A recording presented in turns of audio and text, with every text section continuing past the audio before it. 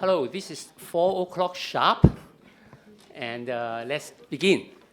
First of all, welcome everybody for coming here.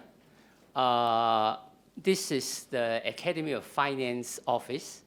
I'm Casey Kwok. I'm the CEO of the Academy of Finance. Many of you here probably do not know exactly what the Academy of Finance is, so allow me to do just a 30-second commercial. The Academy of Finance is a subsidiary of the Hong Kong Monetary Authority. But our board consists of all the 4 major regulatory authorities in Hong Kong, namely the Hong Kong Monetary Authority, the Insurance Authority, the Securities and Futures Commission, as well as the MPFA. So they are all our board members, and therefore our mission is to serve the financial services industry in Hong Kong, which covers basically all the major financial services, as well as the professional services underpinning the financial services industry in Hong Kong, such as the lawyers, the accountants, and so forth. And increasingly, we have more and more, our customers coming from fintechs, startups, all kinds of different institutions. Why we're involved in green finance? Because green finance is one of the strategic growth areas of the financial system in Hong Kong. All the regulators are fully into supporting green, and actually from time to time we hold events and activities related to green finance. For example, we have invited a number of CEOs or chairmen from major financial institutions, such as Larry Fink from BlackRock, Noel Quinn from HSBC, Bill Winters from Standard Chartered. They are all members of GFANZ. Last year, we also co-organized with the Insurance Authority in the Asia Finance Forum, a special session on green finance developments. So there we are. If you want to know more about us, go to see our website. If you want to join our events in the future, let us have your email, and we are happy to make you a friend of AoF. But back to today's gathering, we are very glad that this event has been put together within a very short time with the very efficient and very effective leadership of Christine Loh.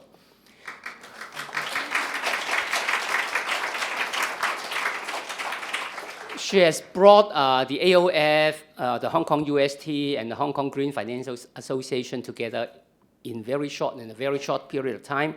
And she also got our supporting organizations of CDP and CBI, both of which are very important and in the front line of green finance developments, as many of you here know. Climate change, I don't need to preach to a converted audience. You all know this is a very important and increasingly important global subject. You can actually feel it through extreme weathers and climate-related disasters and here and there and so on. But this is a very complex subject, and from a financial perspective, we need a lot of finance to effect this green transition. Today, we are therefore very glad to have Ben coming from GFANZ to tell us what is actually going on from a global perspective. We see news about GFANZ once in a while recently, not necessarily very good in some cases. So let's hear what is really happening. What is the big picture? What are the true stories? More locally in Hong Kong, of course, many of you understand that interest in green finance, interest in climate, the subject of climate is building up very rapidly, particularly in the corporate sector, because the customers want them to do it, the investors want them to do it. They are all focusing on what the company's behavior.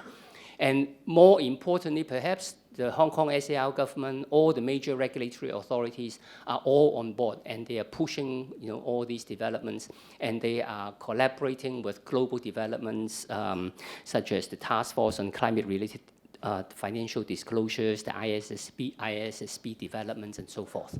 So without further ado, or perhaps I should also say we are also very glad to have a panel of local panelists who will talk about more, after the global perspective by Ben. They will also talk about some local developments that are worth paying attention to. So let's start this exciting event today. Can I now call on Jenny Lee of the Hong Kong Green Financial Association to come to the podium to introduce Ben to us. Thank you. Great. Thank you, Casey. Before we actually kick off the presentation and also the panel discussion, I would also like to extend a warm and sincere thank you to the US Consulate for also organizing and bringing Ben to visit here under the speaker program. And we also have the privilege of hosting Ben today. So Ben serves as the Director of Global Public Policy at GFANZ, where he focuses on public policy issues related to the net zero transition planning and mobilizing transition finance. He's played a key role in developing GFAN's transition plan framework and was previously led the work on innovation, sustainability, and inclusion in financial services at the World Economic Forum. And he's also gained valuable experience as a management consultant at Boston Consulting Group. As Casey mentioned earlier, the financial sector plays a crucial role in facilitating the transition to a sustainable, low-carbon economy. And according to the UN-backed Race to Net Zero campaign, Asia-Pacific requires 14.6 trillion in investments during this decade to advance the net zero transition. So in this context, GFANZ will play an important part as a platform for collaboration, knowledge sharing, and collective action. It stands as the largest coalition of financial institutions with over 550 member firms from 9 sector net zero alliances across 50 countries. So these institutions include banks, asset managers, insurers, and investors that are all committed to supporting this decarbonization of the global economy by 2050 or sooner. To address these specific needs in Asia, GFAN also launched the Asia-Pacific Network, which puts the local lens on these global initiatives that are being driven to really facilitate this engagement with financial institutions and policymakers. And they've also launched a public consultation this month on financing kind of like the early retirement of coal-fired power plants for a just transition. And for those who are not familiar with the Hong Kong Green Finance Association, we are also dedicated to financing this transition to net zero. And we have mobilized our 165 members, institutional members, to really strategically focus on transition finance. Our banking working group has 2 work streams. One that is led by Ivy, that looks at transition planning, and another one that looks at net zero commitments. And so with these, activities, we are working collectively with GFANZ, with industry, with members, government and regulators to really accelerate the transition.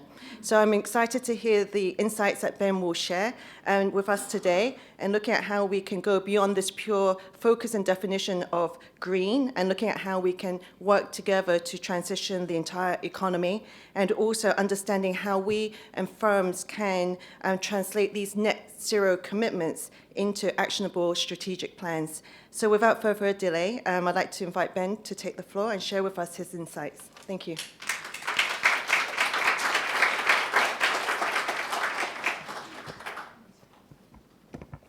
Thank you, Jenny, for that introduction, and thank you, Christine, for pulling this event together, and Casey and the Academy of Finance for hosting us all here today, and also to the Hong Kong Green Finance Association more broadly, as well as the Hong Kong University of Science and Technology for co-hosting this event, and I guess as well to CBI and CDP for their support. And once again, I'd echo the thanks to the US Consulate for bringing me to Hong Kong and for pulling together what's a great program this week. So I'm excited to be here today to talk about GFANZ and the work that we're doing around transition planning, around scaling transition finance globally, as well as the public policy that's needed for the transition, which is where I spend most of my time personally. And so if you're in this room, you've probably heard about GFANZ, or you've heard the acronym at some point. GFANZ is the Glasgow Financial Alliance for Net Zero, but I'll spend a few minutes just discussing sort of what do we do broadly and what are we focused on delivering. And so we're the world's largest coalition of financial institutions committed to net zero, as Jenny said, but we're kind of an alliance of alliances. So GFANZ, with our 570 members, is composed of it's not 9, it's 8, I'm sorry. 8 sector-specific alliances in the in the financial sector. And so just quickly running through those, it's the Net Zero Asset Managers Initiative, the Net Zero Asset Owners Initiative, the Net Zero Banking Alliance, the Net Zero Financial Services Providers Alliance, the Net Zero Insurance Alliance, the Net Zero Investment Consultant Alliance, the Paris-Aligned Asset Owners, and most recently, as of just a few weeks ago actually, the Venture Climate Alliance. And so obviously this is a pretty wide-ranging group of institutions that are kind of looking at entirely different things, but what they have in common is that they're all focused on financing the transition to net zero and to achieving net zero themselves as institutions. So GFANZ was launched in April 2021 as part of the UK's COP presidency. So Mark Carney, who was previously the governor of the Bank of England and then the UK Prime Minister's climate finance advisor, sort of saw the need to broaden and deepen the financial sector's work on net zero. So, at the time, there were a few different alliances in the financial sector that were covering aspects of the industry. So, for example, there was a movement among some asset managers to try to achieve net zero or set net zero targets, but not really the broad, wide-ranging, covering the full value chain of finance that he and others saw as necessary if we are going to achieve this whole economy transition to net zero. And I think if you look more broadly at what the UK was doing with their COP presidency, a big piece of it was how do we build the building blocks of a net zero financial system. And some of that is coming together outside of GFANZ, the ISSB, for example, which was mentioned just this week, and we'll talk more about that in a minute. But just to note, when GFANZ was launched in April 2021, there were 160 financial institutions representing around $70 trillion of assets, which was pretty significant, and I think really woke folks up to the reality of the transition in the financial sector. And today we have 570 firms from 50 countries with around $150 trillion of assets or assets under management. So, and that's a pretty massive chunk, representing more than 40% of global private finance, all committed to net zero by 2050. And so we've seen this growth despite political headwinds, despite an energy crisis affecting large parts or basically all of the world. And I think this is really showing the extent to which the financial sector really understands and increasingly understands that the transition to net zero is underway, it's happening, it's real, and that there are implications for not sort of recognizing that in your business model. So we have 570 institutions committed to net zero, but what exactly have they committed to is kind of the question we get asked the most.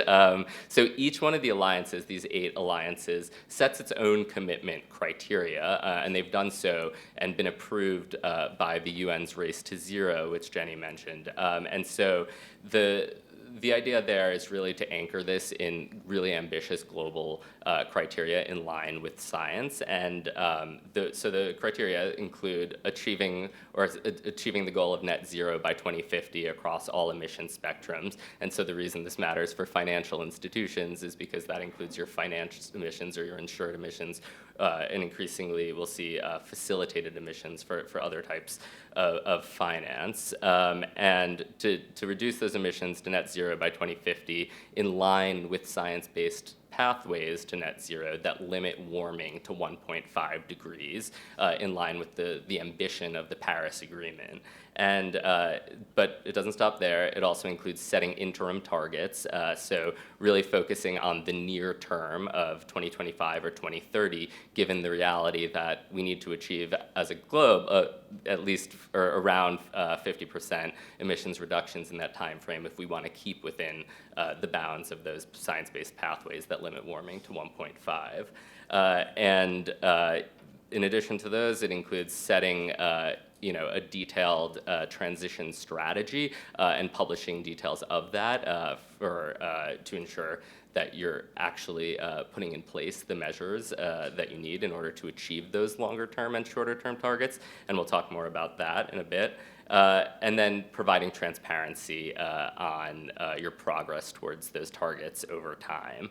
And so each one of these commitment criteria that an institution adheres to, it's sort of tailored to the reality of that sector. So in the case of insurance, it's focused on the realities of the insurance sector. In the case of asset management, of course, there are specific challenges around the fiduciary role that they play, and the commitments criteria are targeted there. And I should note that each institution is making these commitments voluntarily, and they're doing so recognizing that they're going to have to find their own pathway to net zero for their clients, their portfolio companies, or where they're investing, that, again, recognizes the unique context of the jurisdictions in which they're operating, the regulations they face, and other considerations.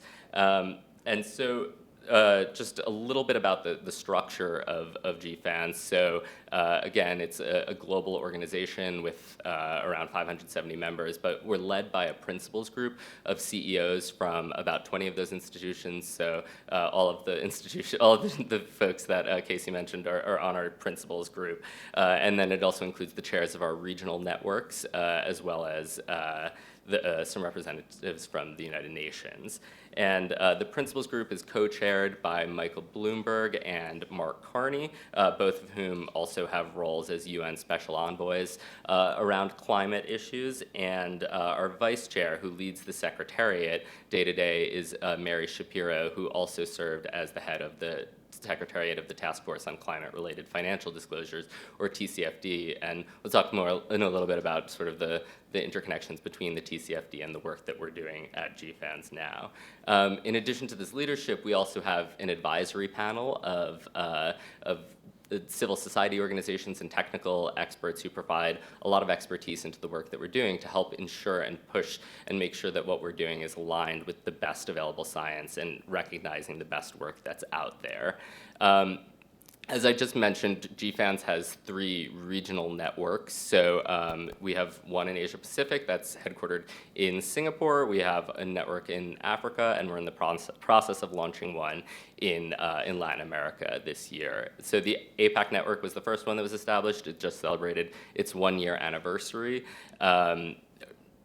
Was it last week or the week before? And so each one of these networks focuses on bringing GFANZ to the region and bringing the region to GFANZ. And obviously, the Asia Pacific network has a unique role to play in the global transition in that it's responsible for a significant share of global emissions currently and is projected to be responsible for a very large share of economic activity in the future, highlighting the extent to which the transition here will be central to whether we have a global transition that aligns with the science. And so the network is overseen by a board of distinguished regional experts. So in the case of the APAC network, that includes Eddie Yue, the chief executive of the HKMA, leaders from the Asian Development Bank, the Asian Infrastructure Investment Bank, and a number of other major institutions in the region.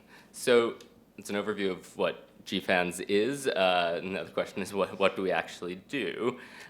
So our work focuses on addressing the challenges that are faced by the entire net zero committed financial sector. And so each one of the alliances within GFANZ is really focused on what are the specific issues for that piece of the sector that need to be in place in order for their members to actually achieve their commitments. And we're doing the same, but at a global level and across the entire financial sector. And so we would divide our work into basically 3 broad areas. The first is around helping our members implement their commitments, and this is through robust net zero transition planning, through scaling transition finance, where I'll spend the bulk of the time today talking. The second is scaling transition finance in emerging markets and developing economies. globally, we're not going to hit our net zero goals if we invest significantly more than we're doing so today in the energy transition and the broader economic transition, and ensuring continued access to affordable renewable energy in the global south. And so that's a big piece of what we've been doing since the beginning. And then the third area, and this sort of cuts across the first two, is around ensuring that we have the public policies in place for the transition to take place. And that includes a number of different components that I'll talk about. And so across these three areas and a few others that fit under those, we have practitioner-led work streams that are, last year developed a number of different resources that support financial institutions when thinking about implementing their commitments, and then a number of them, and then these work streams are currently thinking and working towards pushing forward much of this work day to day. So starting first with transition planning and mainstreaming transition finance. We like to say that 2021 was the year of mainstreaming net zero commitments and mainstreaming net zero in the financial sector. 2022 was the year of operationalizing those commitments and establishing the frameworks and tools that financial institutions need to actually implement them. And also for most of these institutions, it was about putting in place interim targets for basically articulating what they're going to do for the next 5 years. And 2023 is really the year of transition planning. So we're really focused on working with our members as they develop and as they publish their transition plans, and then ensuring that any financial institution, regardless of whether they're a GFANZ member or not, can use our transition planning materials and try to put in place strategies to ensure that they're, over time, aligning their businesses with net zero. And so the next question is, what is a transition plan? We define a net zero transition plan as a set of goals, actions, and accountability mechanisms to align an organization's business activities with a pathway to net zero greenhouse gas emissions that delivers real economy emissions reductions in line with achieving global net zero. And so we were very deliberate about setting that definition to focus on the reality of driving real economy emissions reductions, and I'll talk more about that in a second. And for GFANZ members, we're clear that a net zero transition plan should be in line with the goal of net zero by 2050, with achieving or aligning with pathways to net zero that limit warming to 1.5 degrees, et cetera. But we see transition planning as sort of the next step once you set an interim target. And so last year we had over 300 financial institutions submit interim targets. And so if you look at, like, for example, the banks that submitted interim targets, those were focused on specific sectors, and so the really high priority sectors in which they lend, looking at what they can hope to achieve by 2030. And now they're expanding to a larger set of sectors.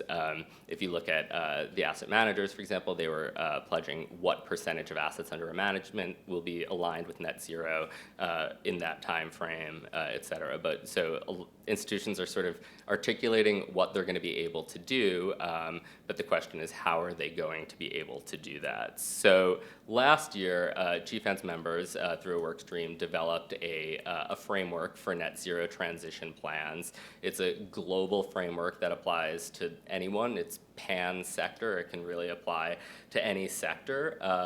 And it was built on the guidance that's out there in the market. So there were very few financial institutions that had transition plans in place at the time, so kind of hard to look at what was out there and figure out best practices, but we were able to do that to the best extent possible. And then we built on guidance from, for example, the Net Zero Asset Managers Initiative, which has a framework called the Investor Climate Action Plan that we leveraged. And we also looked at the work of the Task Force on Climate-Related Financial Disclosure, which in 2021 recommended that all institutions operating in jurisdictions that had climate commitments or that had climate commitments themselves, that they have transition plans in place. So the GFANZ framework, we're really focused on implementation. We're not a disclosure body, although we have recommendations around disclosure. And so we identify 10 components of what we see as a credible, comprehensive transition plan, grouping them into 5 themes, and we have recommendations, guidance, and case studies for each of these. So I won't completely spoil what's in the report. I hope if you haven't read it, you'll take the time to read it. It's great 170 pages or so. So please take a look. But just quickly, so the first theme is called Foundations. It's really setting the objectives and priorities. So in addition to your longer term and your shorter term interim targets, what exactly are you prioritizing? How are you working at a high level with your clients or your portfolio companies to achieve net zero?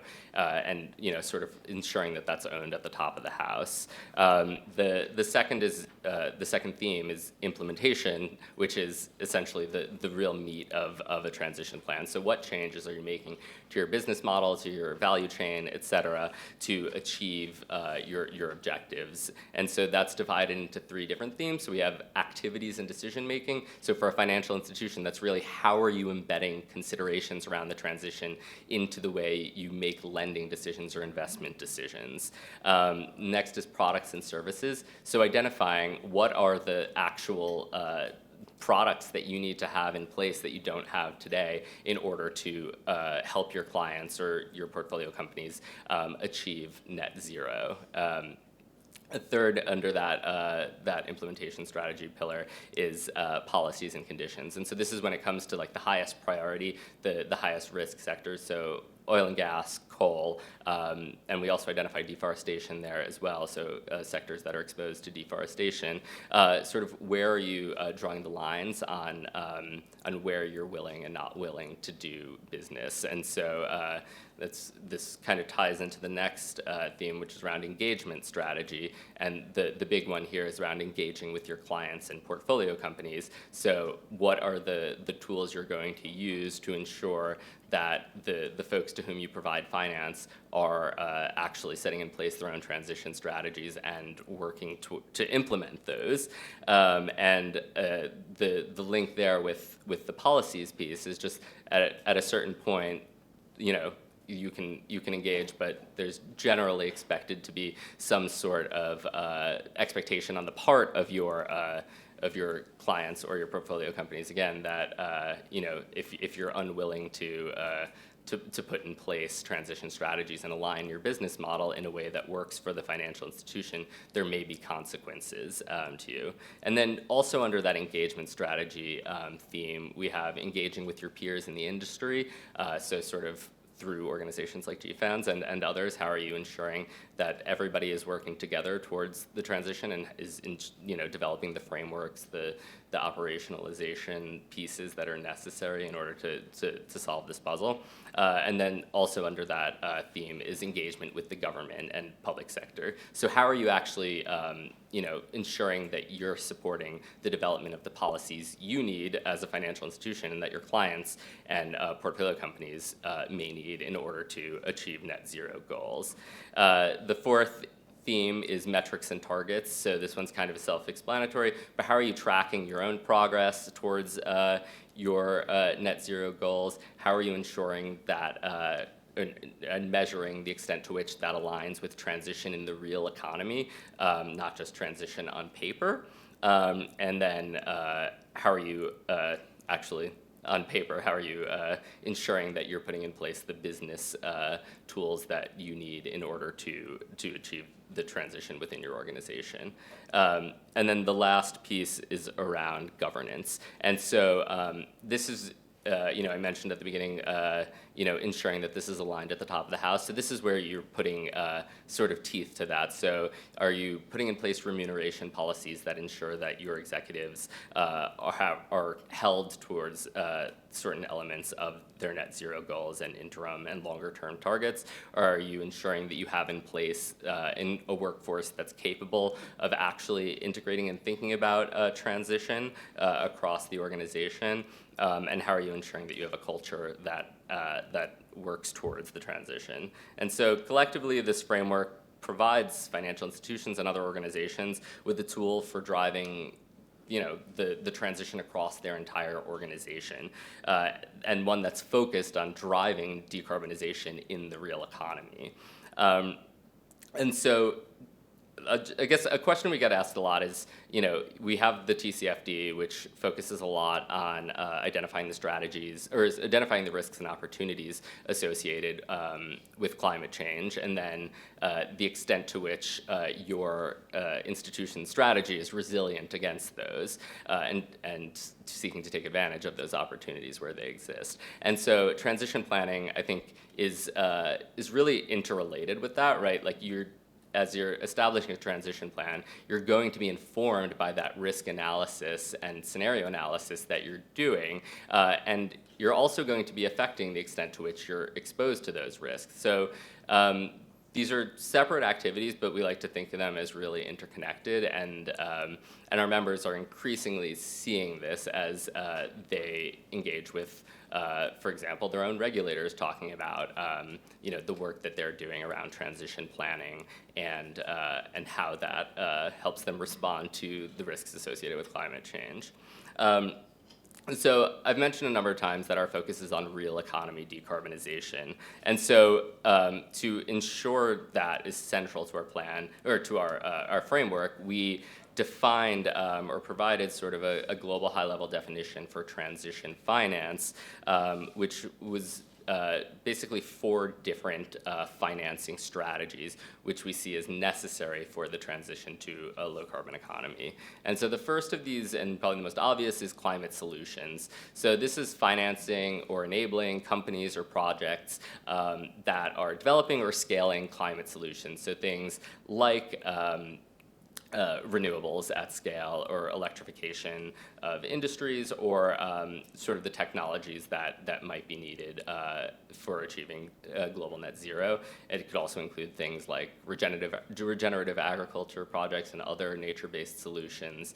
So that's the first bucket, climate solutions. The next is companies that are already aligned to net zero. So this is probably a very small piece of the global economy today, companies that have already figured out how their business is going to be aligned to a net zero pathway, and are already achieving progress against that, to the extent where you can say that they're aligned with that pathway. And so we expect this to grow pretty substantially, given just you're seeing companies start to put in place the transition plans. But again, it's a very small piece today, which is why the third bucket of aligning companies is so important. So this is probably the majority of not the majority at this point, but going to be the majority of the global economy in time. And so these are companies that are committed to align with the transition, that are putting in place their own transition plan, that is credible, comprehensive, and explains how they're really going to achieve climate goals. And so financial institutions have a pretty significant role to play here, working with their clients or their portfolio companies to put in place those plans. We're seeing a lot of major financial institutions really develop this competency in working with their clients or their portfolio companies. We see some asset managers who are requiring transition plans of the largest companies that they finance, particularly in the highest emitting sectors. And so to support this, GFANZ last year also developed expectations from the perspective of the net zero committed financial sector for real economy companies' transition plans. And so we see financial institutions using this every day when they engage with their clients or portfolio companies. We also developed a resource for the use of sectoral pathways for financial institutions to really help them understand what's under the hood of a science-based pathway produced by the IPCC or the IEA, or one of the other many acronyms developing these. Again, this is just to support financial institutions as they're trying to figure out, is a company aligned or aligning with one of these pathways? And then the fourth category of transition finance is the managed phase out of high emitting assets. So this is definitely the newest of these financing strategies. It's not been done very much globally yet, very few examples that are out there. But given that if you look at the fossil fuel infrastructure that's out there today, using that till it's the end of its full economic life will far exceed our carbon budget to 1.5. We're going to need to retire a large part of the global economy's high-emitting assets early, or these are going to become stranded assets and put a drag on financial stability, on growth, et cetera. And so we developed this sort of concept of managed phase-out last year in a high-level report that we put out, and as Jenny mentioned, we also recently put out for Consultation, our Asia-Pacific network, put out for Consultation guidance on the managed phase-out of of coal-fired power plants, specifically in this region, and so if that's relevant for any folks' work, we highly encourage you to engage with this consultation. We want to make sure that this is workable for the sector, for the companies that are operating these plants, et cetera. And just collectively, these 4 strategies, so climate solutions, aligned companies, aligning companies, and managed phase-out, this is kind of what's needed across the global economy from the financial sector in order to achieve net zero by 2050, and in order for financial institutions to actually ensure that what they're doing is supporting decarbonization in the real economy. But I should say we're conscientious that if financial institutions focus on purely their existing geographic footprint, and the net zero committed financial institutions in particular, they focus just on their existing geographic footprint, we're still going to miss a large part of the decarbonization that's needed globally. And so that's why GFANZ has, from the beginning, had a heavy focus on mobilizing capital to emerging markets and developing economies. So the IEA estimates that about $1 trillion of additional annual investment is needed in energy sector transition in emerging markets and developing economies, excluding China, by 2030, which is a pretty massive increase over a pretty small amount of time. And this money, just given the scale of it, can't come from public sources alone. And but at the same time, in many emerging markets and developing economies, there are longstanding challenges to private investment that limit the willingness or ability of private investors and financial institutions to provide that capital. And so that's why GFANZ has tried to support the development of what we call country platforms, which are sort of convening the relevant stakeholders to advance country-level progress on transition. So GFANZ is the official private finance partner to the Just Energy Transition Partnerships in Indonesia, Vietnam, and as of last week in Senegal, as well as the country platform, the Nexus for Water, Food, and Energy in Egypt. And so through each one of these country platforms, GFANZ, working groups of financial institutions, are coming together with governments, so the local governments, as well as, in the case of the JETPs, for example, the G7 government, to both provide the financing. So in the case of Indonesia, it's $10 billion from the public sector, $10 billion from the private sector. But the real focus is on ensuring that we're working together to address the key gaps. And so that's listening to the private sector on what's needed for policy for enabling environments. It's working together to identify what is the investment roadmap and the plan that you need to have if you're going to achieve a more ambitious net zero target in the case of these countries, and how do we ensure that we're developing a pipeline of investable projects. And last, but we would argue maybe most importantly, is having in place or using financing structures that really catalytically use public money to crowd in to de-risk private finance. The reality is that given the scale of the financing that's needed, $20 billion in the case of Indonesia, for example, is not going to go very far towards the $300 billion of investment that's needed for the transition unless that money is used catalytically. And so that's fundamentally what these JETPs are about. But given that I've named 4 countries where we're doing these country-led platforms, there's clearly a lot more work that's needed. And so we're working closely with multilateral development banks and other international financial institutions to advance discussions of what's needed in terms of multilateral development bank reform, if we're going to ensure that we're crowding in more private finance and using, again, the public money that MDBs have more catalytically. And so, for example, we've convened a series of really high-level roundtables, including at last week's summit for a new global financing pact in Paris, to identify the priorities on this agenda and ensure that the shareholders of the MDBs and the MDBs are talking to each other about what's actually happening and that they're listening to private finance directly.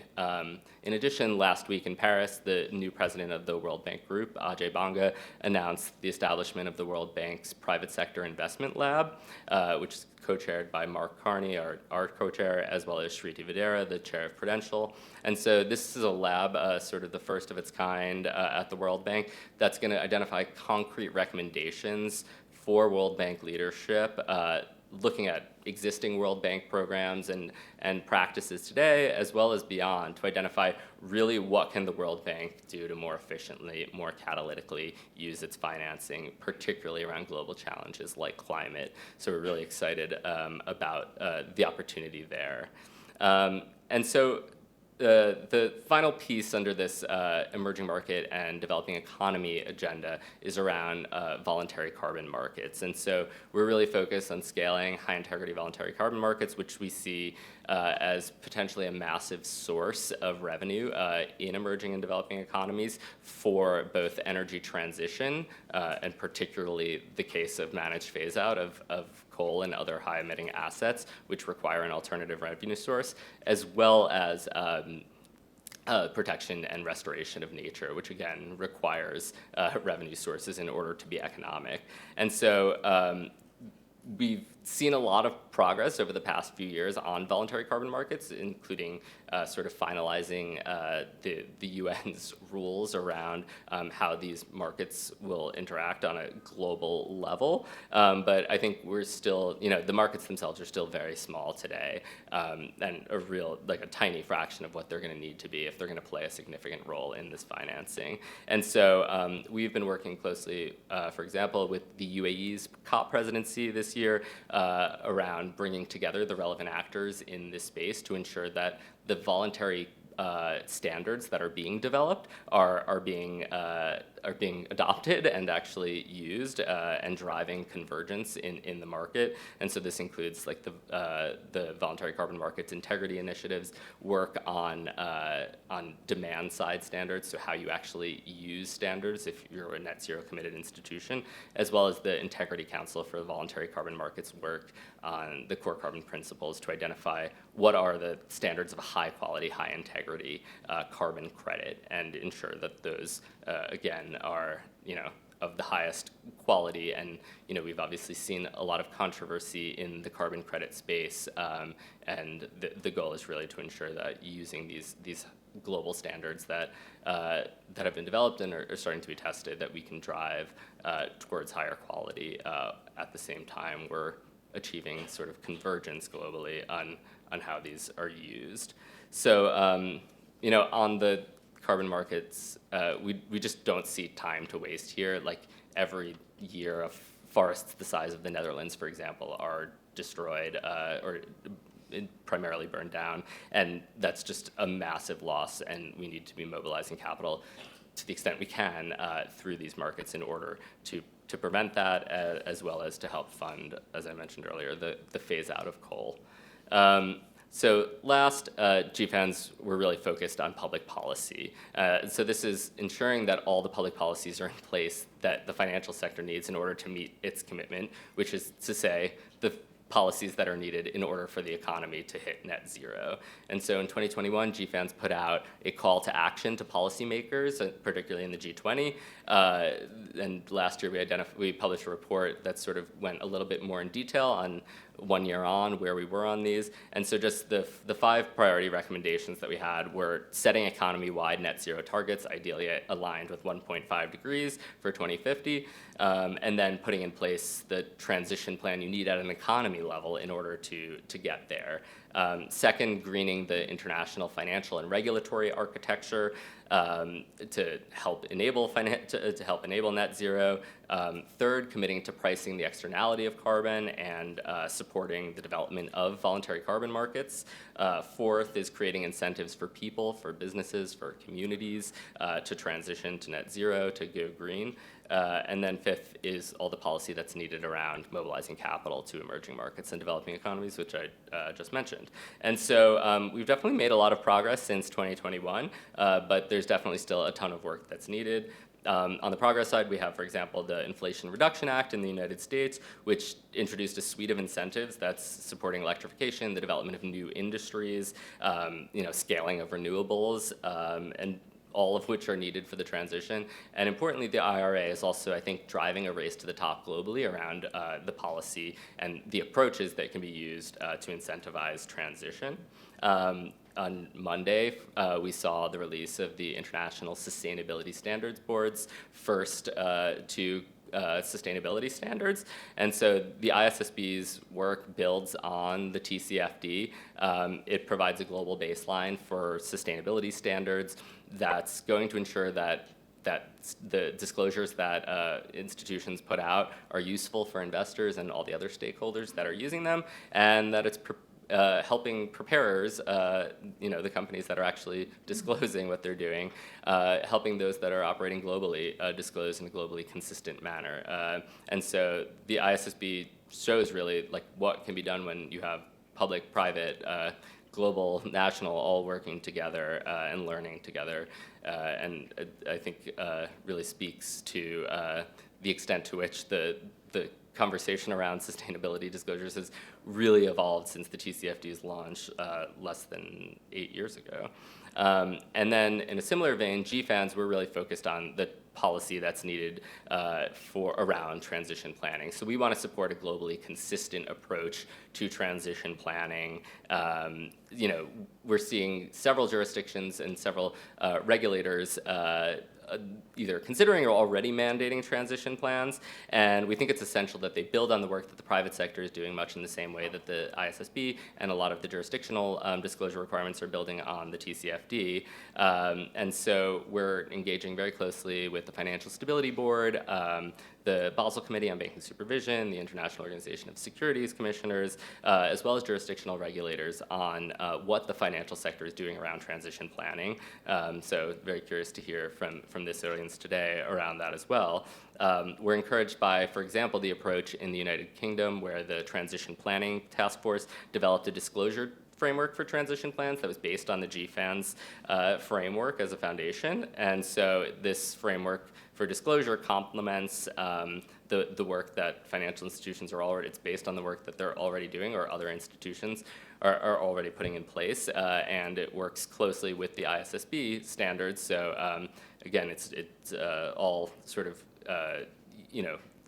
working towards the same objective and leveraging the common framework that the ISSB has developed. So, and this year our policy workstream is also looking at, sector-specific policies for some of the high-emitting sectors where there are best practices to be learned globally, and pointing to those. And so, before concluding and turning back to Christine, let me just say that obviously the net zero transition is going to be extremely complicated and it's really complex. We can't just flip a green switch and have a net zero economy, and that's why it's really hard for the financial sector. But again, that's why GFANZ is really focused on the different elements that collectively are needed from the transition, from both the work that financial institutions can do today to the things that they need policymakers to be focused on.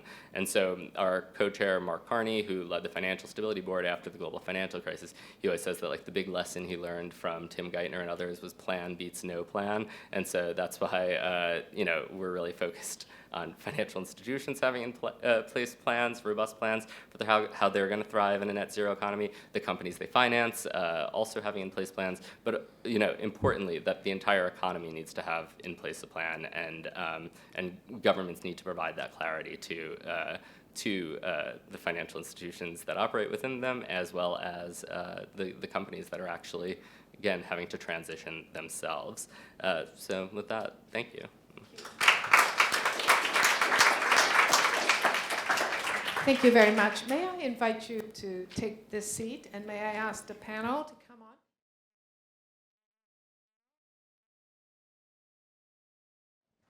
You know, I get the sense, Ben, that what GFAN and others have been doing is you're creating the conditions for co-learning and co-doing, because actually the job is so large and so complicated. So I think people in this room already all understand that we're going on this revolution of total transformation from how we are operating and running our economies. And it's really hard, and we need to learn from each other in terms of how to do it.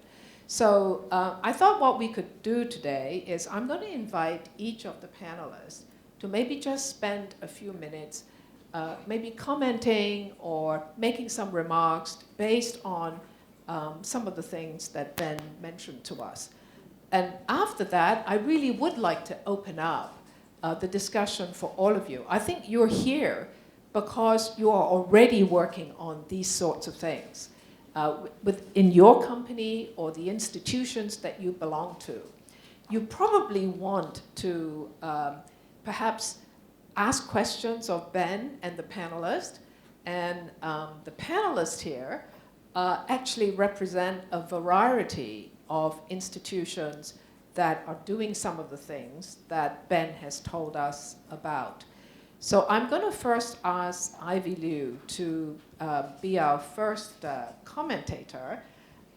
She works for a bank, an Asian bank, a Japanese bank, and perhaps she can tell us a little bit about the plans that your bank is doing and also your clients. So Ivy, over to you. Sure, thanks Christine, thanks Ben for your wonderful presentation. So I think throughout your presentation, one word struck me the most is transparency. So as a bank, I think we are wearing multiple hats. We are providing debt financing.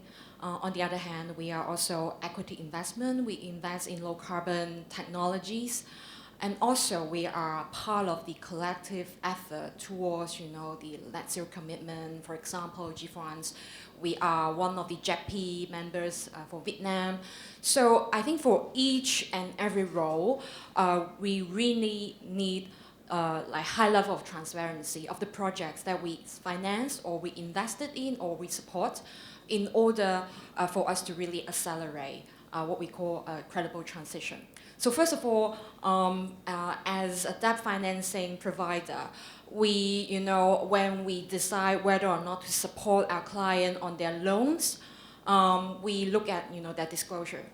For example, nowadays, one of the very popular product is the sustainability-linked loans. So we will, we browse through their ESG reporting, looking for, hints on their CO2 emission. But often we think that although clients, they are very interested in this new type of product, but a lot of them are not ready to proceed. The reason why is because they do not have a comprehensive set of CO2 emission disclosure, GHG emission disclosure. So I think that's one of the challenges we face. And if we, identify these kind of clients, we need to take a step backward and help them to try to, get the data, collect the data. And secondly, for for equity investment, we also need transparency because we, as an investor, we definitely need to know what sort of, rationale behind, all those kind of technologies. And we really appreciate if, going forward, there will be more guidance on what sort of low carbon technologies are really, legit, are really ambitious enough. And finally, on being a part of this community, for example JEP, we also require transparency as to how this kind of public-private partnership works. The government, whether they have enough governance in place to ensure what Ben you keep emphasizing, the managed phase out of the carbon-intensive assets. I think transparency is the key. So I'll take a pause here. Well, maybe Jean, you can go next. As your, I think everybody knows Jean. You know, he's sort of private equity king in town. How do you see the transition? Thank you, Christine, and thank you to the Hong Kong Academy of Finance for inviting me here today, and the HKMA actually is one of our large investors in our funds who sponsors the Hong Kong Academy of Finance. I think that the climate emergency is the defining issue of our generation, and it's actually a truly intergenerational issue, because the steps and the actions that we're taking today aren't really going to affect our lives very much, but they're going to define the lives of our children and our grandchildren. And so to that extent, it's a very complex issue, because it requires us to take steps today which we don't see the immediate benefits of. And so that's why it's so difficult for the politicians to take the lead here, because they're very focused on the here and now. And even corporate leaders are very much pressured to think about what's happening here and now. Which is why at EQT, we think about this from an investment perspective in terms of how we can generate great investment returns, but also accelerate the energy transition and decarbonization at the same time. And in our business, actually over the last 10 years or so, we've invested over close to $30 billion now into the energy transition. And because we like to think of ourselves as not just investors, we like to think of ourselves as owners of businesses, and that really goes back to the Wallenberg family, which is the heritage of our business, 5 generations in Europe, owning industrial assets.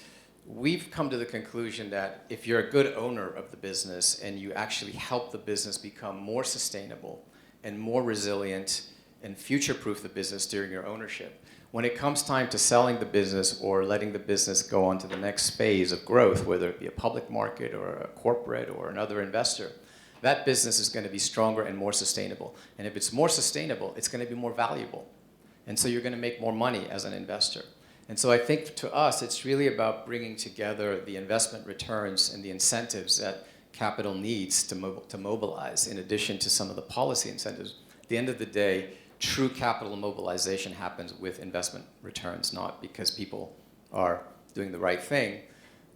We like to say that doing good is actually good business, that you can actually, by doing well, doing the right thing for the environment in society, you're actually generating better returns for your asset owners that you manage money for. And I think that convergence is really critical. We're starting to see it already in grid parity, for example, in solar and wind, where you can actually, it's much cheaper nowadays to build a solar farm or a wind farm than it is to build a new coal-fired power plant. So that's moving in the right direction in terms of the kind of economic incentives that we need. We have also signed up at the corporate level and have committed as a public company, we're a public company, we've committed to Science-Based Target Initiative, the SBTI, which is a global initiative that many of you may be familiar with, that verifies the targets that you set for your company, our company, but also for our portfolio companies. And we've actually made a commitment that 40% of our portfolio companies will have science-based target validated targets by 2026, and 100% of our portfolio, have over 150 companies, will be science-based target validated by 2030. So we're basically, I think, as a private equity industry, not just our firm, but the whole industry, is in a unique position because we own these businesses. Generally, we are the owner, we are the controlling owner of these businesses. And as an owner of a business, you can take decisions as to what you want to do with the business. Are you going to be committed to science-based targets? Are you going to be committed to net zero? And are you going to invest in that? And the answer for us is yes. And the reason we're doing that, as I said earlier, is not just because we think it's the right thing to do for our children and for the planet, which we do, but we also think it's the right thing to do for our investors, because ultimately, you don't want to end up with a stranded asset.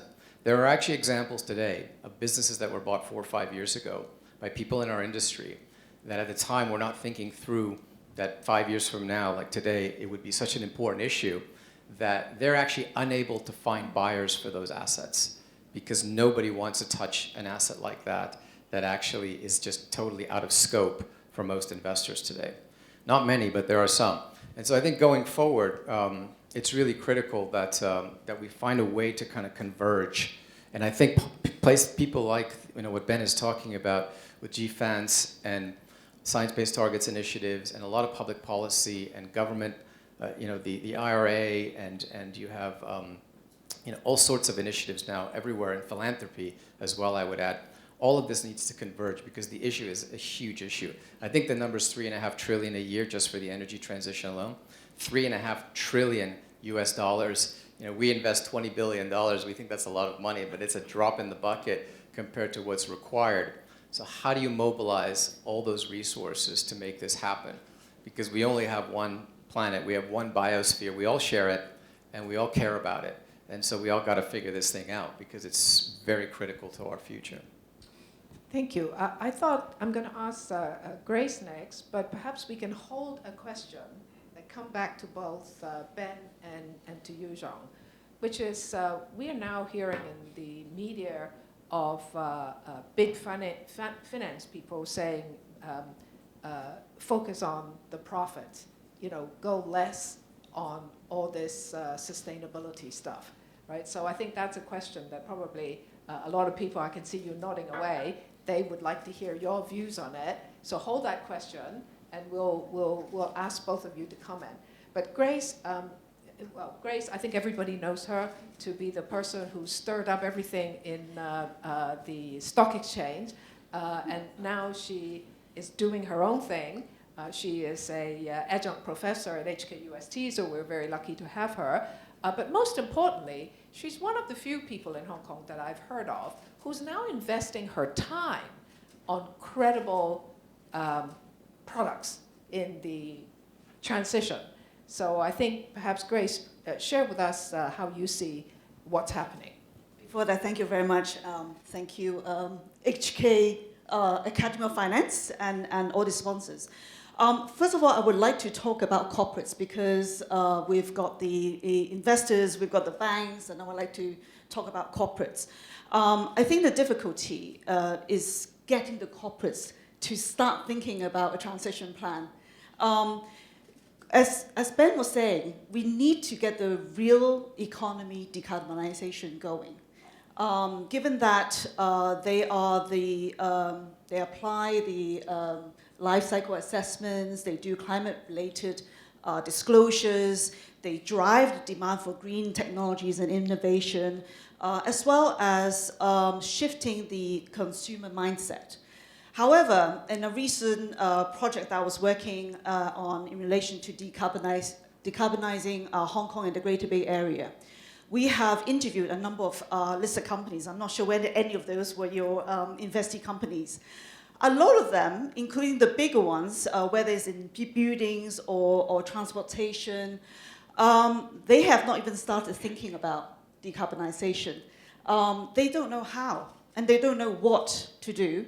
I am actually hearing that they are being forced to focus on the profit side because 2050 is so far down the road. They're not going to be around. But I was actually surprised that a lot of the companies in Hong Kong are, well, SOEs and also family-controlled companies. And these companies still could be around. They're not being staffed by executives or professional directors. So they should really care about the longevity of these companies. And yet, they are not spending hardly any resources in looking at the transition plan. So, I mean, for all of you here, who are here in the corporates, I think there are a lot of tools. In addition to what Ben mentioned earlier, there are a number of tools. For example, one of the supporters here, CDP, they have actually sector by sector pathway to setting a science-based target. With the SBTI that Jean just mentioned, they also provide a timeline on doing a commitment, and then 2 years later you set a target, and then you implement the targets. And through implementation, obviously you need to have a robust plan with your banks in order to figure out how much you can do within each milestone to transition to a low carbon economy. So I think there's a lot of talk here in this region. Fortunately, I don't know what you're seeing in Ben, because I got really excited. You're talking about all these people doing all these things, but I definitely don't feel it here at least in Asia. And so I think a lot needs to be done, and not a lot of support needs to come from the banks, working with stakeholders, investors, and we haven't even gone on to having the right professionals, the engineers, that UST is training a lot, but we don't have enough people to help with the decarbonization strategy. So my business is actually in relation to developing high-integrity carbon projects, because there is just a lot of fraud out there, I think, and a lot of investors, if they need to decarbonize their portfolio or loans, they need to ensure that they are investing in the right carbon projects that will drive a carbon removal, for example, from the atmosphere. So I'll just stop there, and I'll pass it back to you, Christine. Right. So I think we mentioned a number of things that are related, right? And half the room here is probably scratching their heads about data, right? Because if you want to disclose and you want to know whether they're really green, well, one of it is, can we get the data, and what is the relevant data? So I think other points is the profit potential. I mean, how are we really going to balance the short and the long term? So Ben, perhaps you first. And then we're interested to hear your experience in the audience, what you are struggling with, and maybe what questions and comments you can share with each other. But Ben, over to you first. Sure, thank you. I mean, I guess on the question of balancing profit and sustainability, if you will, I think I would call into question the extent to which there is necessarily any divergence there. Obviously, that's not to say every institution should turn itself towards a climate-only investment strategy. But I think, like Jean was mentioning, the energy transition that's required over the next 20-something years is a massive investment opportunity. It's it's the size of the Industrial Revolution at a much faster speed, and the reality is, if you look at renewables today, like John was mentioning, they are, for the most part, in many places, cheaper to build now. They are generating returns for investors. And the reality is that financial institutions and investors that are not looking at climate are potentially exposing themselves to risks today, not just 20, 30 years down the line, but literally today. Sean, why is it so hard to understand this for investors and companies? Yeah, I do think there's a bit of a disconnect between, I straddle Hong Kong and Europe and the US to some extent through my work, and there's a clear disconnect between the mentality, I would say, in understanding here versus the mentality and appreciation, say, in a place like the Nordic, Scandinavian countries, which is where EQT comes from. And I can tell you that's the other extreme, where it's so deeply ingrained. It's a little bit too extreme in some ways, in my opinion. But the key point here, I think, is that not only is it a huge opportunity, as Ben was saying, on the scale of the Industrial Revolution. This is massive. If you're one of the local family conglomerates, you should be thinking about how the future is not about how do you build more property in Hong Kong. That is the saturated market. The future is how do you take advantage of climate technology and transition and energy transition to drive the next generation of growth in your business. That's the investment side. But more, I think that's the carrot. But the stick is that, and this is happening and it's going to happen, and if the people that you're talking to in these companies don't realize it, it's coming very soon, which is that nobody is going to want to own stocks in shares of companies that don't have an energy transition plan or that don't have targets to get to net zero. No one. I mean, it's not quite there yet, but it's coming, believe me, because I manage money for big institutions, and the institutions that invest in our funds, they're all asking me, what are you doing about net zero? How much of your portfolio? Let's see the data. We want KPIs. We want reports. How big is your sustainability team? What are you doing? What are the science-based targets? So we're getting asked those questions, and that's not the only reason we're doing it, but it's one of the reasons we're doing it. And so you're going to be forced to do this, and it's coming to the stock market very soon in Asia. And so all of these companies, unless they're going to be private, which most of them are public, but and many of them, I guess, are private, If you don't do it, you're gonna, your stock market value is gonna go down, or nobody's gonna want to own your shares. You're not gonna be able to take advantage of the best investment opportunities that exist. And ultimately, there's a huge financial risk that you're facing because your assets will somehow become stranded. If you're a big property developer, asset owner in Hong Kong of properties, and you are not making your business, your buildings to the highest LEED energy ratings or the highest sustainability ratings, you're not going to get tenants in your buildings 10 years from now, except for very, very low quality tenants that pay you very low rent.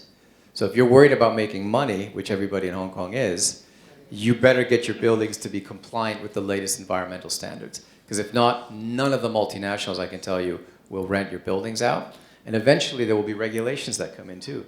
Government regulations. China, I was in Tianjin yesterday at the World Economic Forum.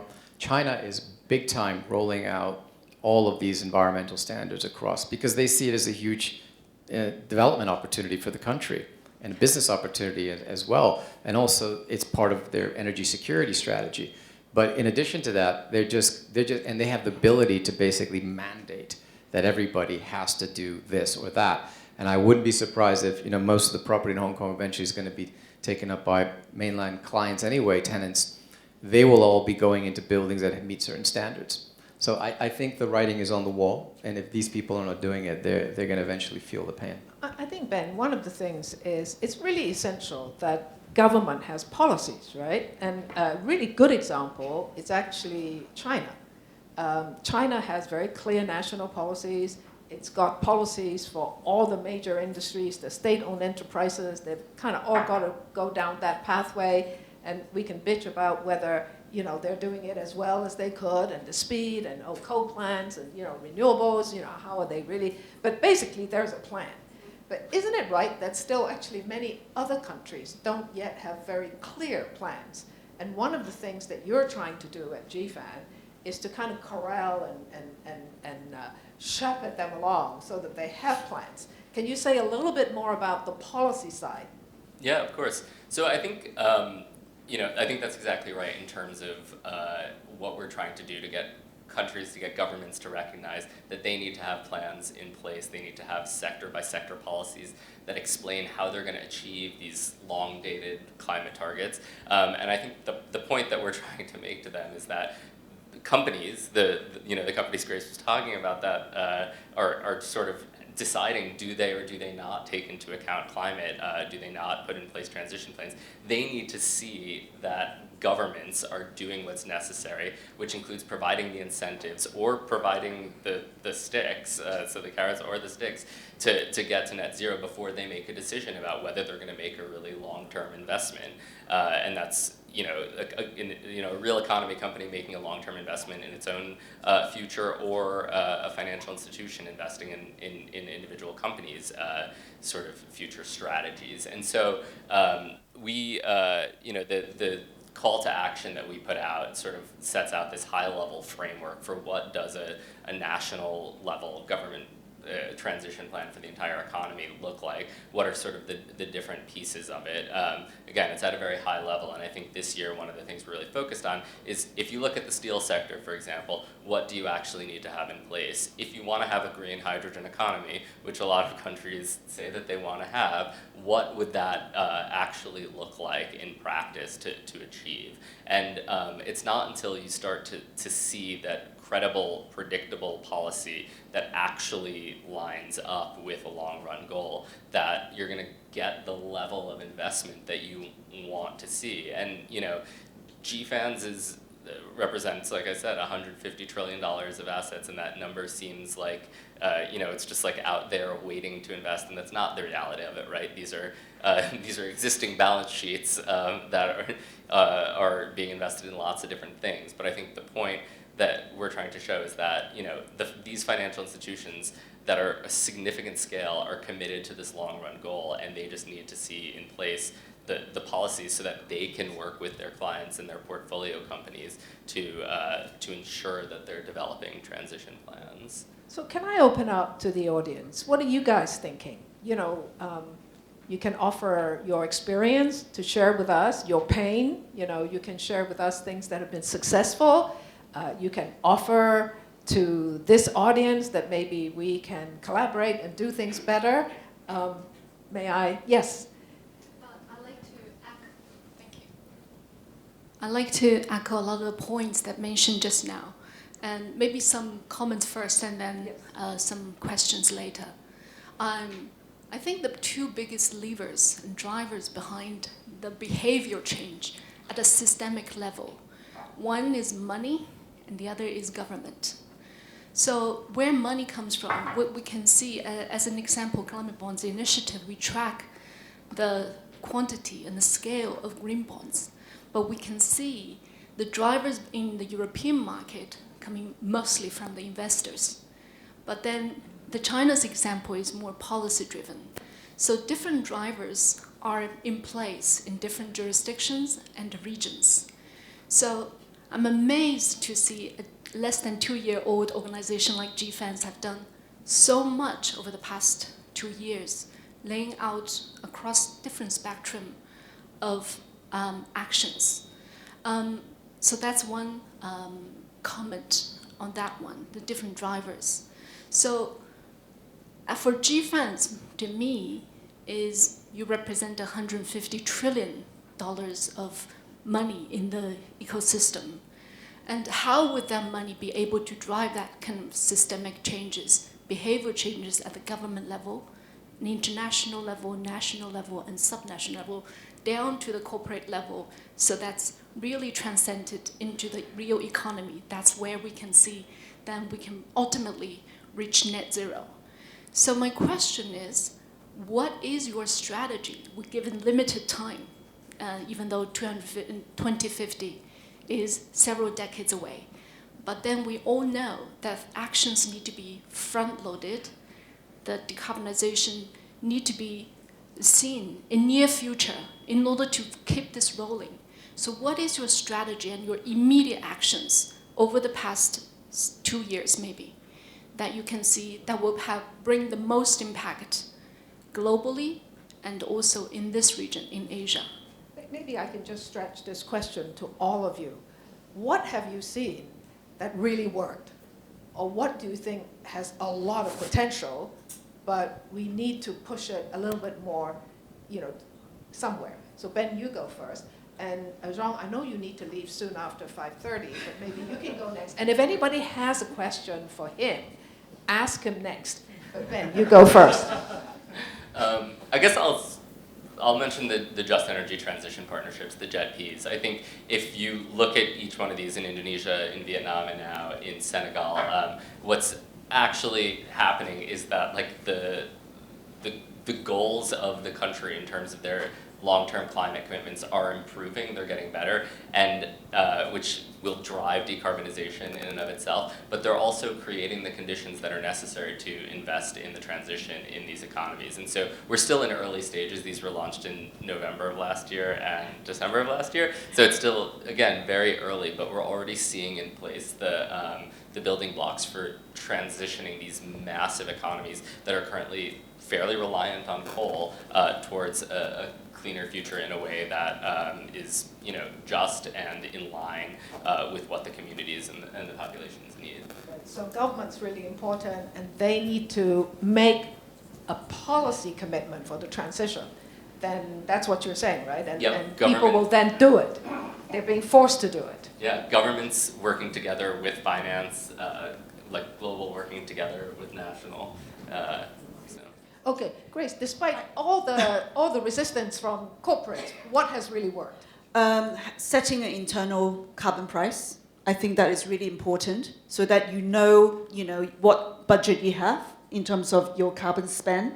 And some companies have set up also a fund and a fee structure for the internal carbon fee. So if you ask me, what that price should be, it really is up to you, and whether you disclose to the public, again, is up to you. So for Novartis, for example, they have set a $100 per ton, so that if one of the divisions are emitting more, they have to pay $100 per ton.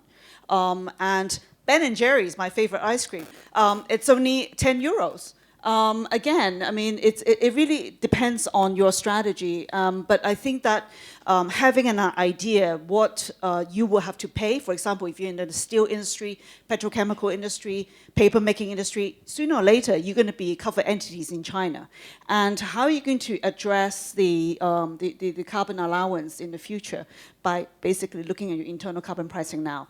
And secondly, I think is definitely tie in the executives' remuneration with the carbon budget. So, the more that they have reduced or decarbonized, they get a, better pay. So I'll stop there. I think we have a very small number of Hong Kong companies that are actually setting internal carbon price. Ivy. So I would say money work wonder. So as a financier, like Mizuho, we have helped our clients to structure loans and bonds. So I think if you just get in the boardroom and telling the corporates, oh, you should achieve that, achieve what sort of targets down the road, like decades ahead, I don't think it will work really effectively. But I think thanks to the capital market over the last couple of years, and we have seen ICMA and CBI, a lot of industry organizations put in place guidance as to what we see as eligible green projects, or in a sustainability link type of instruments. How can we define the ambitiousness? So I think I very much agree with Ben, what Ben just mentioned, mentality. I think in Asia, a lot of corporates, they are very happy with business as usual. So if you're not telling them you might risk of lacking the access to capital market or access to liquidity in the future, because you are accumulating stranded assets and investors are not going to like it, I don't think you can push them to any further. So as a bank, we always tell them what sort of a level of ambitious and what sort of expectation from investors on your projects, so that they have a clear understanding. But this is still work in progress. So what you're really saying is you need bankers, investors, and governments to breathe down the necks of the corporates. And if that's not happening, they're going slow. Yes. Right. Jean. Well, just to pick up on the government point, one thing that I've seen that's working very well is tax incentives. So the IRA in the US is a massive success. There's huge investments going into the US now as a result of that. It's really taking away market share from the rest of the world. Hong Kong actually has an interesting incentive for property developers, that if you meet certain standards in buildings and residential, you get an extra 5% plot ratio, or GFA. That's huge. That's worth a lot of money, and that catches the attention of the Hong Kong families, is to get an extra 5% of GFA in your property development. So I think tax incentives are very, very important, number one. The other thing I'd say is just what I was saying earlier about the whole asset owner food chain. You have, for example, there's an infrastructure fund sector that's been developed over the last 10 years in a big, big way, and it's continuing to grow. And the reason is because asset owners, like pension funds, like sovereign wealth funds, like insurance companies, they've decided that they want to allocate capital to infrastructure that's involved in the energy transition and decarbonization. So that starts at the top, and it works its way through the system, and it really has a multiplier effect. Same with venture capital, which is the other end of the spectrum.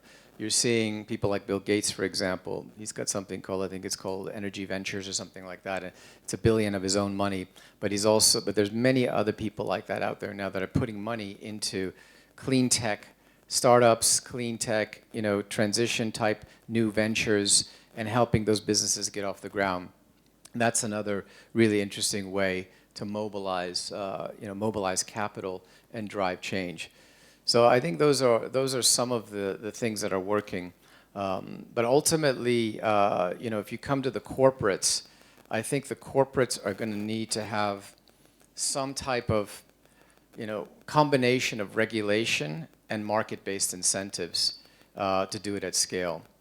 There is one really interesting initiative, which I just want to mention before I finish here, is something called the First Movers Coalition, and John Kerry is leading this. And I learned about it when I was at COP27 last year, where he presented. And what he's doing is pretty fascinating. He's basically getting companies to sign up and commit that they will spend a certain percentage of their procurement budget every year.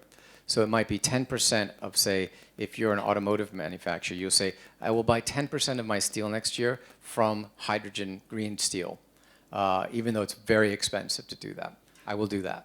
And the reason I'll do that and so by getting people to sign up to doing that, it's a chicken and egg problem, which is until you have demand, it's hard to bring the cost of these technologies down. So you need to build the demand, and the way to get the demand going is to create some demand signals through people that are willing to put some of their balance sheet to work. So he's got something like over 100 or 150 companies now involved in this First Movers Coalition, and that's creating these demand signals, which enables some of these newer technologies to get to scale and to bring the cost down. So those types of, and one short anecdote, there was one of the CEOs in this panel. He said he runs one of the large, I think, Danish power companies that does a lot of wind farms, and he wanted to sign up for this 10% green hydrogen steel commitment, and his whole procurement and everyone on his team said, no, we can't do it because it's just the technology is not ready, or the cost is prohibitive, and we're not going to be able to meet the targets, and this and that. And he just said, you know what, we're going to do it. And so, because if it were easy, then everybody would be doing it, the market would be doing it. The difficult choices like that need to be made at the very, very top of an organization. The CEO of the company needs to decide that this is important and we're going to do this. And you need some leadership from the top to then filter down. And if you get more of that sort of happening, and there are a lot of enlightened leaders now in the world that get this and that are onto this. And I think the more that you get there, the momentum builds, that will filter through, and then it will explode because it's sort of a snowball effect. Can I ask a favor of not just the panel, but the audience out there? And it's a favor for Hong Kong, but it could be useful for other jurisdictions as well. One of the things that the Hong Kong government has made it clear that it wants to set a new policy is how to combine green tech and finance. So, Jean, you talked about the opportunity in investing in green tech. Now, I think this is something that both Hong Kong and the mainland wants to do. And in Hong Kong, what we want to do is what is that ecosystem that we need to create here so that it could be more effective in doing that. Now, you also gave us the example of the free GFA, right, for buildings. And whilst that's a tax or benefit or an incentive, not a green tech, I wonder whether people can combine some of these ideas, because the GFA giveaway right now, it's really easy and really low. And I think the people in the built environment sector and also within government knows that they really should be tightening that. So if we wanted to think of ideas to combine, tech and finance in the built environment sector, what is that tweaking that we need to do? Because what the government wants is very specific ideas that are implementable. Now, in October, I think you all know, because the financial secretary has said it, that there will be a green tech week. And there are actually events being planned where the outcome is to gather the kind of ideas that you are talking about. What are the things that work, that you've seen overseas, that could be perhaps adapted to be applied here. And I think if we can collectively put together a list of things that you've seen or you know of that can work, we can probably go through them very quickly. So I think what I'm trying to say is we're going to need, everybody sees some good bits here and there. If we can produce a catalog of these things, I think it can help not just the Hong Kong authorities, but authorities elsewhere. So just think about it, everybody. I'd be happy to be, or HKUST, we'd be happy to be kind of like the postbox, right, for this, and make it into some kind of sensible stuff that people can then crunch over. I'll just put that out there. Any questions, comments you want to make to Jean? Because he's got to leave us in a few minutes. Anyone wants to put anything to him or relevant to what he's talked about? I think they've heard enough from me, Christine. They've heard enough from you. Any other questions or comments that the audience would like to put? Yes. Yeah. So very glad to hear all those good international practices. Also happy to hear Christine mention that the government is coming up with new policy. So my question is that let's come back to the Hong Kong context a little bit. Are those practices applicable to Hong Kong, given Hong Kong's unique position and its status as an international financial center? So if Hong Kong, Hong Kong actually has great potential to become a center providing transition financing, so what does Hong Kong need specifically to have that ecosystem to become, for example, a regional center to provide transition financing? Okay. Any ideas anyone can throw out? I have some views on that. I think Hong Kong is very well positioned to do this. I mean, Hong Kong is a financial center. That's what Hong Kong is, first and foremost, and amongst many other things. But that is our competitive advantage in Greater China, in the one country, two systems context, is that we are the financial center for China. So, there are others, but this is the main sort of external gateway of capital. And so we should be able to really play a huge role here in accessing capital. And I think a lot of this is about integrating more closely with China in terms of, and it's happening. And the Hong Kong Stock Exchange is doing a lot of work. Gucho at the HKX is very involved in trying to accelerate this. But we need the access to the big markets that are in China, and then we have access to the capital that's in the rest of the world. I think in terms of Hong Kong, and your question earlier, Christine, I think that Hong Kong green tech and innovation is happening, but I think it's a small market, so we need to integrate more with Greater Bay Area and take advantage of the scale that China offers to do more innovation at a larger scale. And then capital formation is really key for that, because you need the risk capital. And the government's been great about this. I think Hong Kong Monetary Authority, for example, has developed some programs like the Hong Kong Growth Portfolio, for example, which is various funds that they've set up to invest in Hong Kong-based early-stage companies that are developing new technologies. So that's part of it, but you need the whole private sector to participate to create the scale. So I think Hong Kong has got a lot of opportunities here, and it is happening. But green finance per se is not. It's a category. People try to put it in a pigeonhole, very narrowly defined. I think that's part of the equation, is some of these more innovative structures of sustainability-linked loans, for example, which we have some as well, or carbon pricing and trading. But at the end of the day, to me, it's just about normal investment strategies. It's just about normal investing with a view to risk management and opportunities that come from the energy transition, as opposed to some sort of specific, narrowly defined type of financing for the green energy type financing. I think it can just be just broad-based financing that's with a mindset that you're going to help the energy transition through your investments, because it's the right investment choice to make that will ultimately end up with better and more valuable investment outcomes. I think two things that Hong Kong can consider. One is taxonomy. Sorry, I keep using some green finance terms, but taxonomy basically is the classification of economic activities.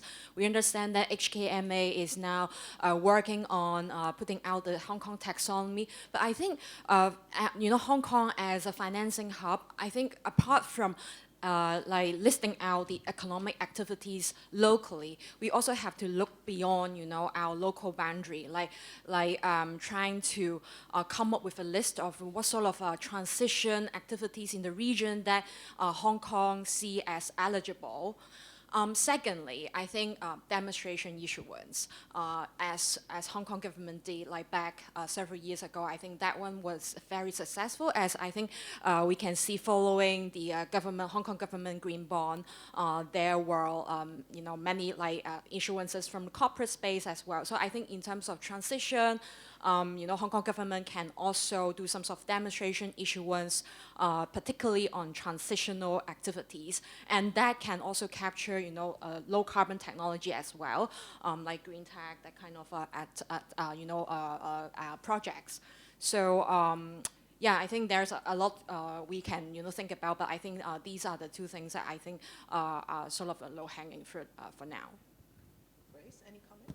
Just quickly, I mean, I completely agree, because in China, you don't actually, at the moment, have an authoritative transition taxonomy.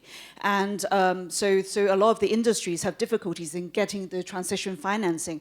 So in 2021, I think the latest data that I have, only 7% of the GDP was able to get the green financing, whereas the carbon-intensive secondary industry, such as manufacturing, electric generation, and heating, they constitute 40% of China's GDP, and so we desperately need a transition taxonomy for China. Yeah, so I would say I think taxonomies can be really useful. I think it can be challenging to make or to design taxonomies in such a way that they encourage and allow for transition versus just financing of green. And so if we want to achieve this whole economy transition that really enables high-emitting sectors to receive the financing they need to transition to a low-carbon economy, I think what we need to see is just transition planning from all large companies. And so I think policy can encourage that. I think, adopting global best practices and global standards, so starting with the ISSB and building on that with, an approach to transition planning that aligns with the ISSB, but is focused again on ensuring that every company has a strategy to align with the transition, so that so that they're actually doing that, and then financial institutions, domestically here can actually provide the financing for those transition activities. Any other questions or comments from anyone in the audience? At the back, thank you. Hi, my name is Natalie from BlackRock. I have a question for Ben.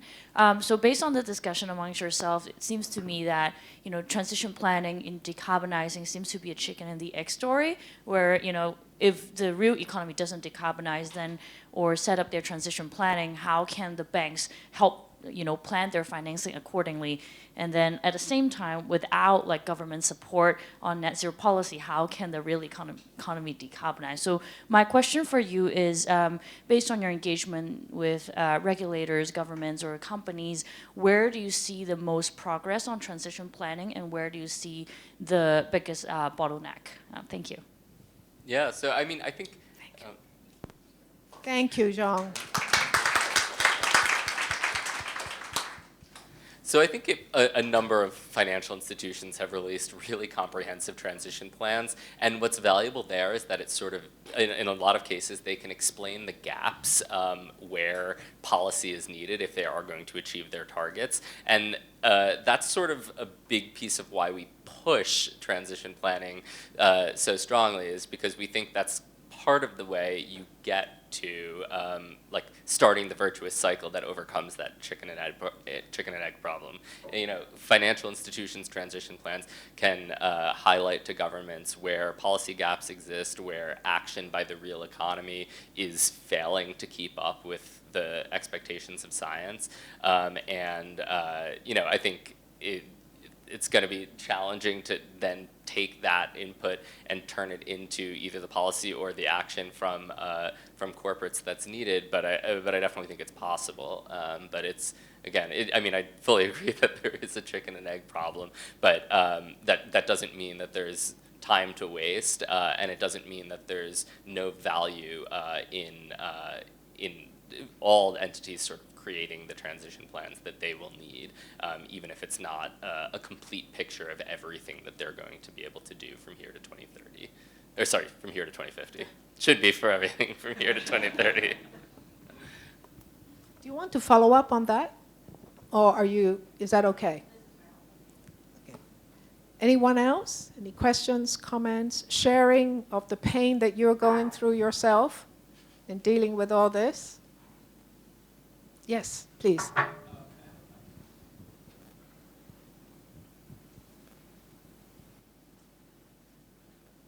My name is Jinwei Jia. I'm from Weisman, so I think you know some of our colleagues. A question on the insurance sector, because I'm working for the insurance sector.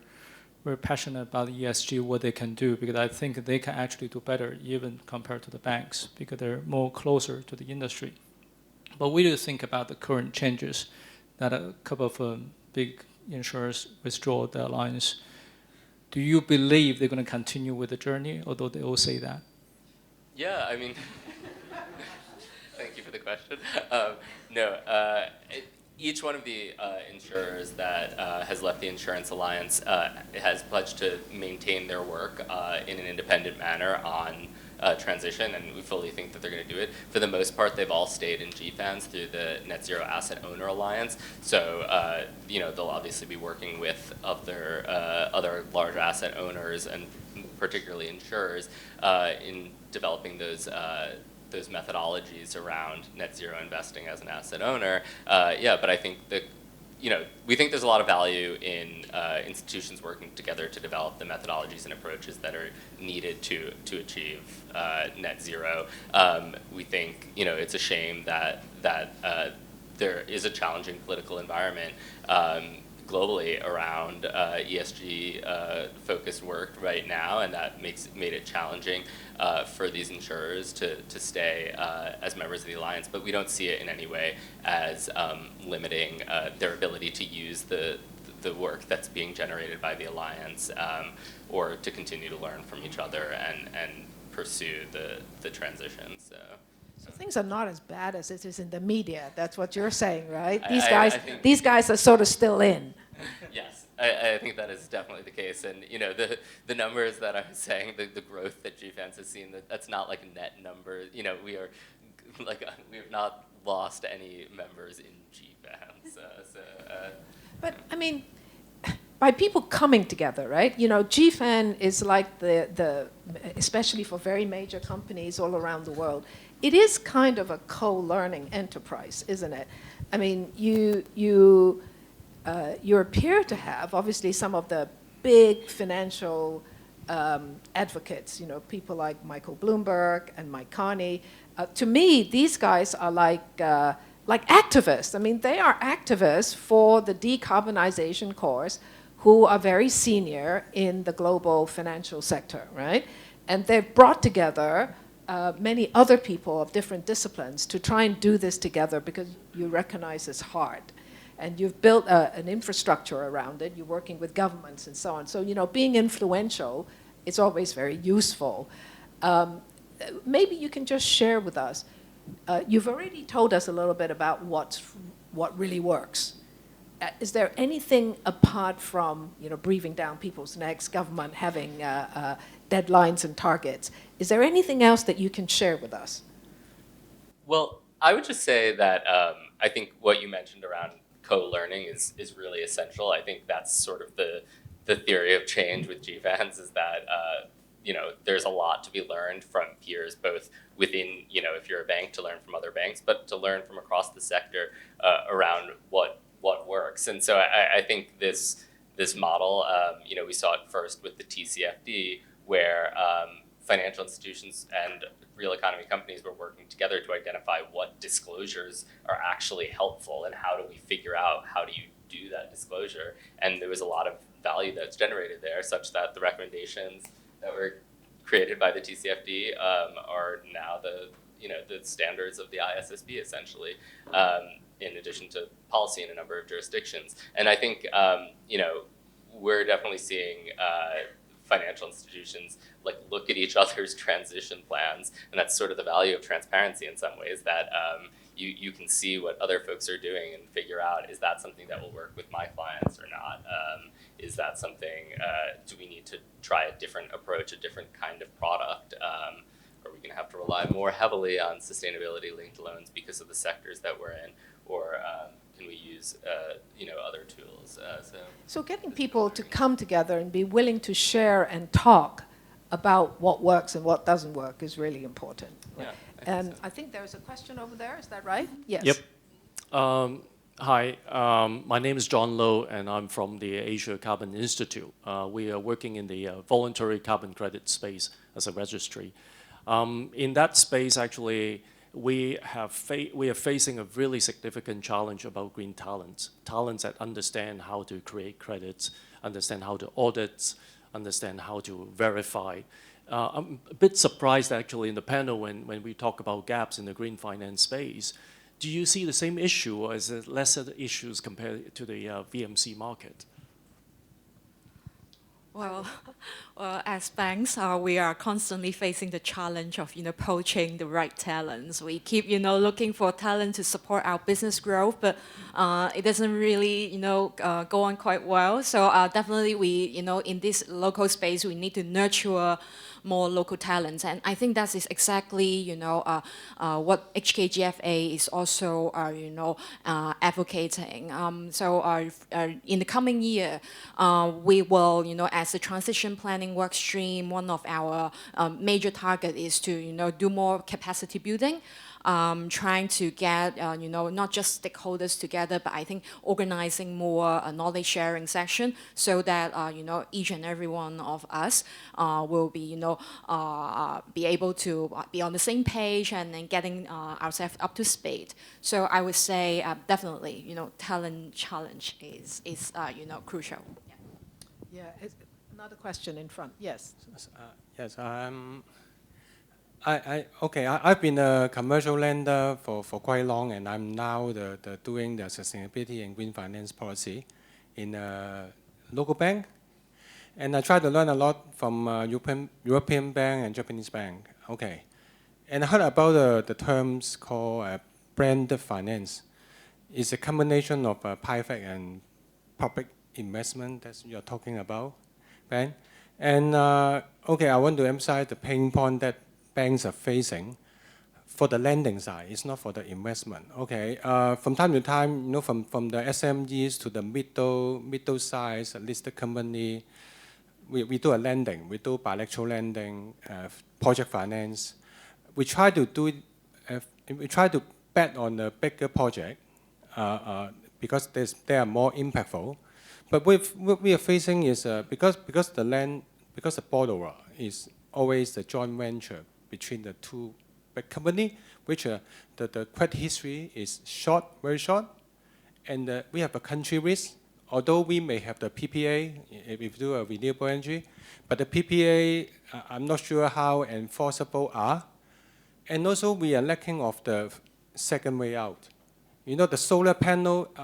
Can we sell the solar panel in second-hand market if there is some problem in that country or from the weather that we cannot generate enough energy revenue, something like this. And also for the large, I take example of renewable project, the lands that they are doing is not quite valuable. Obviously, they are not in the city center.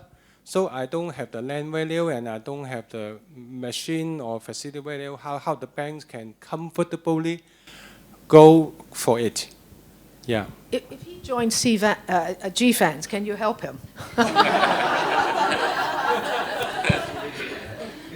I think this is definitely an area that a lot of institutions are facing challenges currently. I think there are a few groups that are working on blended finance and how to ensure that regulatory treatment reflects more accurately the risk reduction that's achieved. And so, for example, specifically around infrastructure, the Global Infrastructure Hub, which is a G20 initiative, is really trying to work hard to engage the Financial Stability Board around regulatory treatment of infrastructure as an asset class and what kinds of blended finance structures might receive more favorable treatment in terms of, again, recognizing that risk reduction that you have. But I think it's definitely a real challenge given we're seeing a significant increase in, or we'll likely see a significant increase in project finance, to support the transition. And I think the structures that have been in place for many years don't really allow for the kind of financing at scale that we might want to see in these towns. In Asia, I think that's it's a typical problem. It's a problem you've seen before. So I think what's important is make sure you exchange name cards. He works for a good local bank. So if you can get him to be a GFAN member, I think maybe we can start something here, right? Now, in light of time, a last question. I think there's a question in the middle somewhere, right? Hi. Yes. Hi, I'm Jeremy. Thanks very much for today. I was just wondering whether we talked a little bit about taxonomy, but in terms of terminology, do we see an inherent conflict between or confusion around some of the words that people use? For example, sustainability. So we are climate disclosures and risk, and GFANZ is NZ, it's net zero, it's very clear. But if we talk about, I mean, some of the backlash is around ESG in particular. It's around sustainability, a broader sustainability agenda, which some people may feel less convinced about than let's say, the climate issues, which we see and feel around us getting worse and worse. So are there things that we should be doing to try and remove some of that confusion so that we all talk about the same thing and that we all have a common direction rather than having people sometimes argue against things that don't make any sense? Any comments on that? I'll try. I mean, most ESG really is based on the investment policies of the firm, and it's really based upon your own personal values, right, and principles. So I think it's very hard to standardize what it is. I think what's important is, what kind of ESG strategy that you use. Is it negative screening, positive screening, or is it active ownership? So I think that kind of ESG definition is more important. Yeah, I think we are seeing more guidance emerging. For example, the latest one is the IFRS. They have the S1 and S2 disclosure guidance on sustainability and also climate. So I think there's a clear distinction between the two.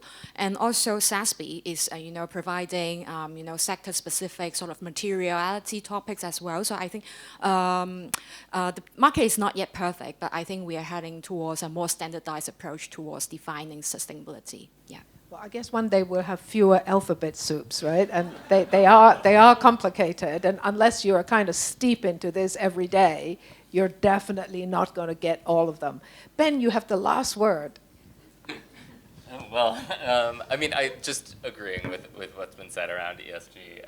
I think, there's probably a lot of value in separating these things out. They're very different goals, and even if you just look at the environment, and even within that, just look at climate, you have a whole set of things you need to be looking at. And so I think, again, focusing them on individual goals and considering the interactions where they exist in the same way you'd consider factors, sort of from across the spectrum of issues with any investment or any lending decision making or anything that you're doing.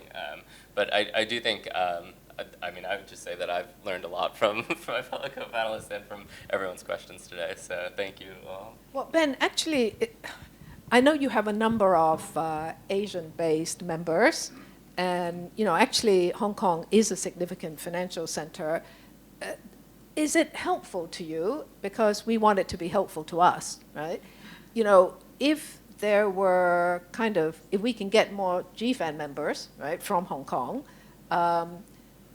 what can we do here? I mean, if we could have maybe some local meetings, where we talked about the pain point from people here, we can think about solutions, addressing some of the things from here and maybe look at it on a more Hong Kong Asian basis. Would that be helpful to you?